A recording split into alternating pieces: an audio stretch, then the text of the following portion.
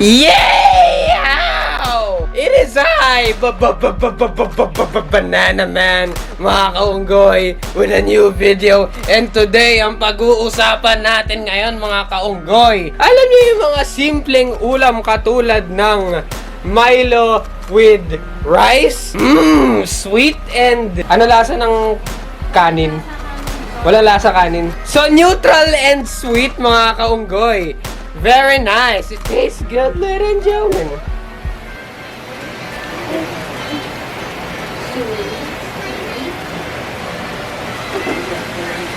Ang susunod naman, mga kaunggoy, alam nyo yung toyo with kanin. Gagawan ko sana ng video yun. Bibidyoan ko sarili ko ng toyo na may kanin. Kaso, ayoko gawin yun. Alam nyo kung bakit? Kasi magkakaroon ako ng Vietnam flashbacks. Kasi, maaalala ko yung buhay namin dati, which is ang susunod naman, mga kaunggoy, egg na hilaw with rice. So let's test this shit out, ladies and gentlemen. Egg with rice, pero hilaw na itlog. So this is how you do it, ladies and gentlemen. You grab your rice and you crack this egg. Yay! Ow! Now there you have it. Normally you would eat this kung gusto nyo. There you have it. Hilaw na itlog with rice, ladies and gentlemen. Pwede nyo na kainin yan, pero me, I ain't gonna do that. Again, naaalala ko yung dating buhay. So, there you have it. Yeah, I know it's cheating, but let's be honest. I don't wanna waste food. Yay! Ow! Next on our list sa mga ulam na pwede nyong ulamin pag wala na kayong ulam is mango with rice. And since ayoko magsayang ng mango, yan o, mango, ito yung ilalagay ko sa kanin, buto ng mangga. Pero before we get to that, ladies and gentlemen, I'm gonna share with you, ladies and gentlemen, the very pinakamasarap na ulam na pwede nyong ulamin pag wala na kayong ulam. You know, this is the best. This right here is the best. This tops everything, mga kaunggoy. It's called banana with rice, ladies and gentlemen. Ito yung pinakamalupit, mga kaunggoy. Banana with rice. Saging with kanin. That rhymes. Wow! Yay! Ow, ladies and gentlemen. So here we go. We got banana with rice. So paano ba kainin to? Una, balatan nyo to. So there you have it, ladies and gentlemen. Banana with rice. This is Banana Man's favorite meal. It's a very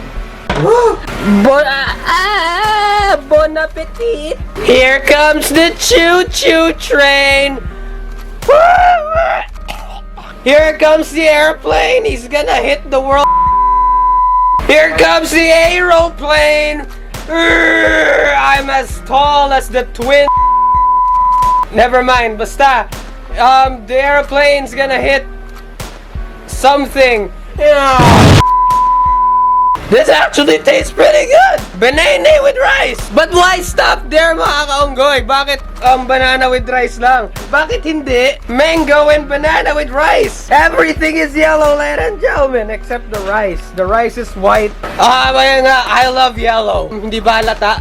Mahilig ako sa mga dilaw, yellow. I'm Banana Man. I'ma eat everything that's yellow. That is why banana with rice is the best dish. Is the best ulam para sa kanin. No? Ito, banana with rice is yung pinakamalupit na ulam sa buong mundo, sa buong universe, mga kaunggoy. Walang makakatalo sa banana with rice. Let's have another bite. Here comes the aeroplane once again. The F-16 fighter jet. Overall, mga kaunggoy, hindi ko na-try yung mga ibang mga sinabi ko. Yung katulad ng Milo with rice, yung mga ulam na pwede nyong ulamin pag wala ng ulam. Meron nga dun sardinas kaso ayoko magsayang, mga kaunggoy, kasi you know how it is, boy. You know how it is. It's the end of the world. We can't waste food.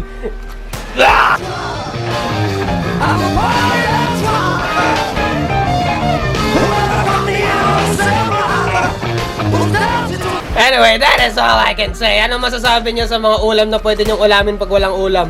Na-try niyo na ba yung mga ibang sinabi ko, yung mga ibang minention ko? comment down below kung na-try nyo na yon or what's your favorite ng ano yung paborito nyong ulam na pwede nyong alamin pag walang ulam. Like, comment, share, subscribe, ladies and gentlemen. And that's the bottom line because Banana Man said so.